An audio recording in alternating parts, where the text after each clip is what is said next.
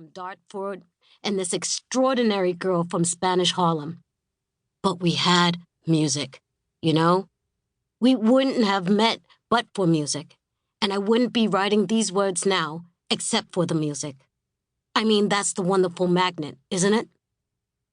So we met in England, and then a few months later, the Stones found ourselves in America, let loose in New York City. And of course, the Ronettes show up the first morning in this enormous red Cadillac convertible. "Come on," Ronnie called. "We're taking you to Jones Beach." We pack into the convertible. Ronnie, Nedra, and Estelle, the whole Ronettes, and as many Rolling Stones as could fit into this endless red car. And off we go. It was quite a day. I mean, we just arrived in New York City for the first time ever. I look over at Mick, who's got his arm around Estelle, and I say, "Oh, this is the way to go, man." The Ronettes drove us all around New York City, and we ended up in Jones Beach, and later on, I ended up at Ronnie's place. Amazed. We had fun like that. Do I have to tell you that Ronnie's got one of the greatest female rock and roll voices of all time? She stands alone, absolutely. She's worked with a lot of producers and arrangers, some of them quite good, but if you listen to her vocals, you can always tell who's in control. You know that every song she sings is gonna go her way, and no one else's. Ronnie's a very strong girl. After all, for a long time, she was prevented from singing anything, so it's not surprising to me that she's still working. She can still sing, man. I have tapes that she recorded down here at my house. That was 2001. I have a little studio in my basement, and I had some time off in 2000, 2001. So I'd invite whoever was around to drop by and make music. Ronnie's my neighbor. She lives about 4 towns down the road from me in Connecticut, so she came by several times. We recorded a duet of the old Ike and Tina Turner song, "It's Gonna Work Out Fine."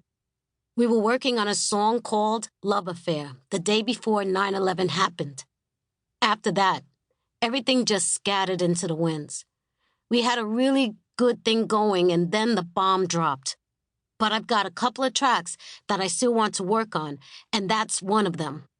Ronnie, I just love her around, and I'd like her to hang in for as long as possible, like me. The last time I saw Ronnie and heard Ronnie was at my dentist's office, 2020, just before the pandemic. This is in New York City, and I'm in the chair, and the dentist is working on my teeth, my mouth wide open, and suddenly, from out in the corridor, I hear singing. A beautiful, pure voice that I recognized immediately.